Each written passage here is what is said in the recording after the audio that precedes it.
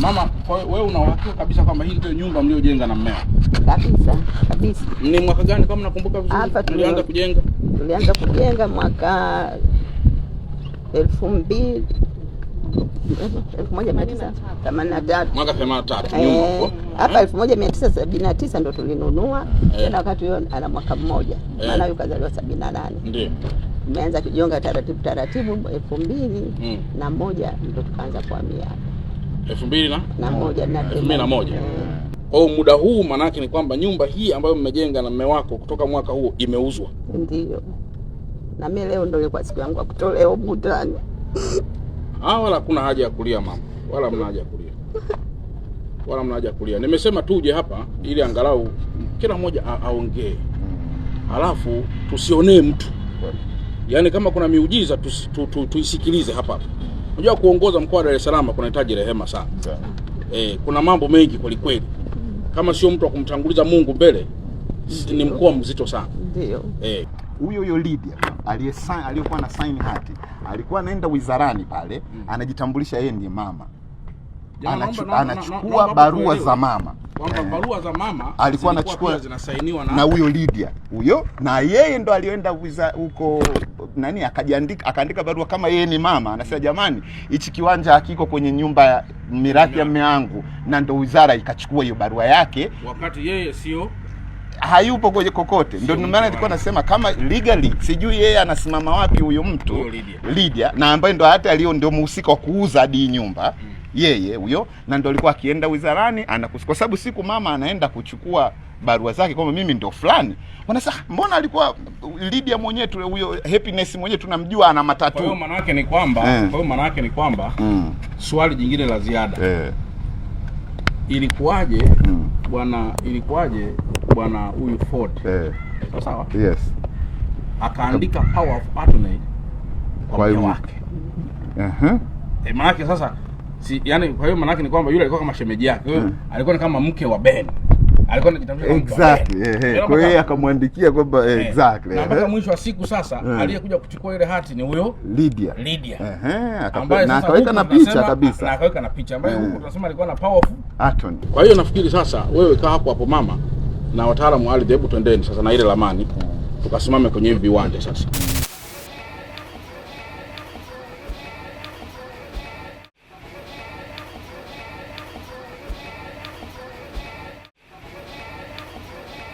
Kama mlivyosikia, hadithi hii ni hadithi ambayo mtu akikusimulia mbali na hapa unaweza kudhani ni hadithi ya kutungwa, ni hadithi ambayo haipo. Kiwanja hiki tulipo, nyumba hii ambayo mama huyu amejenga na marehemu mume wake, na hawa ndio watoto wake,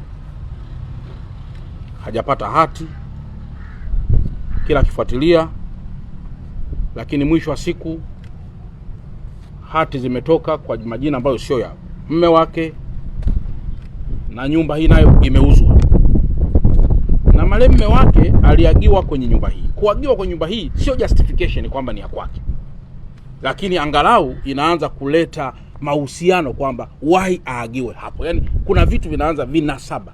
Kuna vitu angalau unaweza kuprove kwamba basi hata kama tunataka tumtafute ndugu wa yule marehemu, hebu tuanzie pale alipoagiwa. Kwa nini hakuagiwa pale? Kwa hiyo msinikoti vibaya kwamba kuagiwa hapa kuna justify umiliki. Hapana.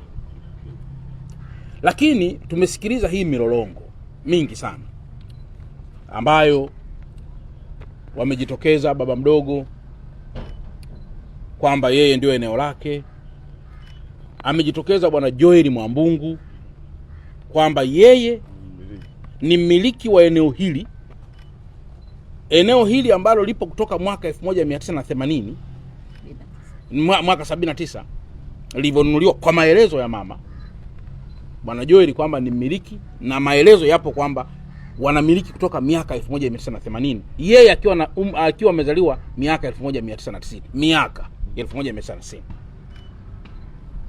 Kwa hiyo maana yake ni kwamba tukienda kwenye sheria tu vizuri, kumbe hata mtu kabla hajaumbika kabisa kwenye tumbo la mwanadamu anaweza kuwa tayari amepewa umiliki wa eneo.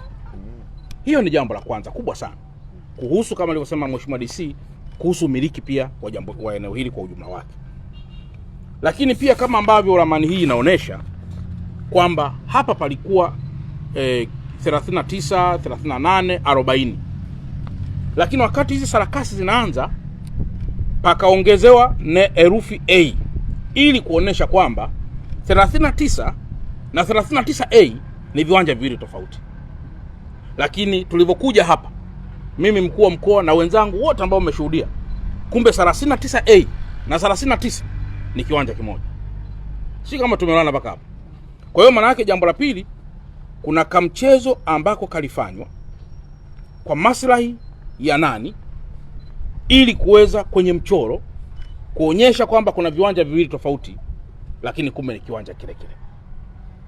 Hii japo inawezekana isiwe kweli, inaonekana pia ndio michezo ambayo hufanywa kwenye makompyuta alafu kwenye site ikawa tofauti.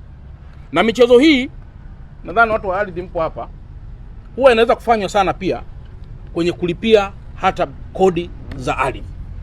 Kwamba kiwanja kina square mita 440 kwenye kompyuta, lakini ukienda kwenye ground kiwanja kina square mita 1440. Kwa zile square mita zingine zote serikali inakuwa inakula hasara wala hailipi. Lakini mbaya zaidi ni kwamba kuna mtu ambaye anaitwa Bwana Lydia ambaye alikuwa anajitambulisha kama mke wa marehemu Bernard Mwambungu. Sasa kwa sababu RPC tunaye hapa anaitwa Lydia aliyekwenda kuwa ndio mke wa marehemu, atafutwe awekwe lock up kwanza.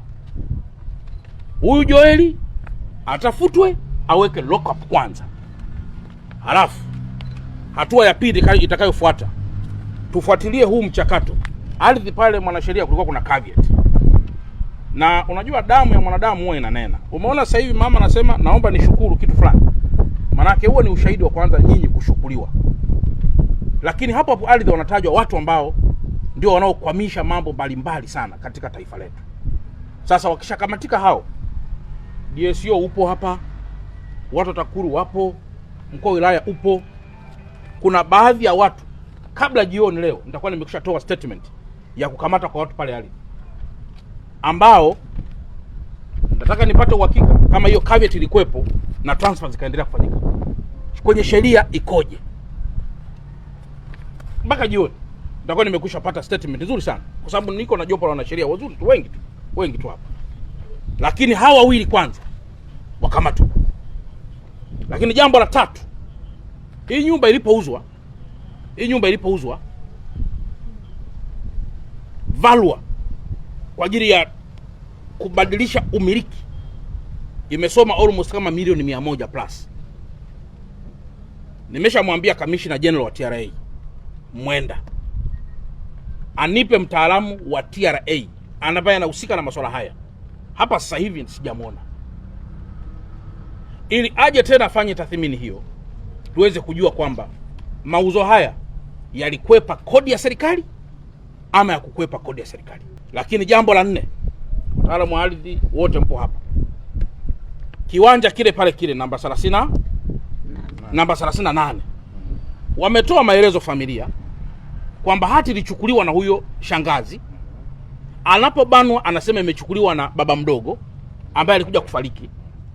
Sasa wakaenda kufuata process zote, wakatangaza ili wapate tena hati ya marehemu mume wao, yeye kama mmiliki wa mirathi. Mpaka leo hajapata hati. Kwa hiyo watu wa ardhi, msajili upo hapa, wote mpo hapa, hilo liangalieni vizuri, kwa sababu hapa nataka tuunde kamati maalum. Na kamati hapa zitakuwa 2, Mheshimiwa DC. Zitakuwa 2 ambazo zitafanya kazi kila moja kwa wakati wake. Kwa hiyo nakuelekeza Mheshimiwa DC, uunde kamati ya wilaya. Halafu na mimi mkuu wa mkoa naunda kamati ya mkoa kwa uzito wa jambo lenyewe, ambalo nitashirikisha ofisi ya Mheshimiwa Waziri Mkuu, kwa sababu kuna waziri wetu wa TAMISEMI.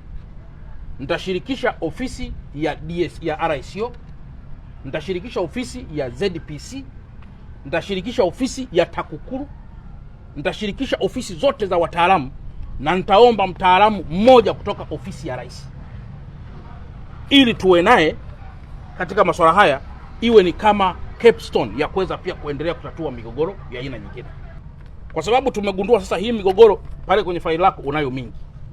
Wenzetu wa ardhi nao wanatatua, huku nako wanatatua. Kila mahali huwa kunaweza kuwa kuna watu wazuri na kuna watu wabaya. Kuanzia tarehe 22 Mheshimiwa DC tupate full 3 days katika wilaya yako hii ya Kinondoni. Tupige kambi Alhamisi, tupige kambi Ijumaa, tupige kambi Jumamosi. Tutatue shida za watu tukiwa na wataalamu wote wa mkoa wa Dar es Salaam. Na haya mengine nitafanya presentation fupi kwa Mheshimiwa waziri wangu wa ardhi, Mheshimiwa Kuilapo. Ili mengine sasa kwa mujibu wa taratibu ataendelea nayo yeye. Ila mimi kwenye mkoa huu yapo nitakayoendelea nayo. Mama, mimi nakuthibitishia. Hii mali kama ni ya kwako. Wataalamu wapo hapa wa ardhi, sio wote wananuka. Wapo wengine wazuri mno. Ndio pia wanaotusaidia kazi hizi. Mali tarudi mikononi mwako. Amina sana. Na kwa mantiki hiyo RPC na mkuu wa wilaya, kama ambavyo mkuu wa wilaya amesema hapa kwamba mtakaa na RPC ili kuweza kuangalia, mimi kama mkuu wa mkoa nasema hapa asing'ae mtu yoyote mpaka huu uchunguzi wangu ufanyike. Asing'ae mtu yoyote mpaka uchunguzi wangu ufanyaje? Ukamilike. Na hautachukua muda mrefu.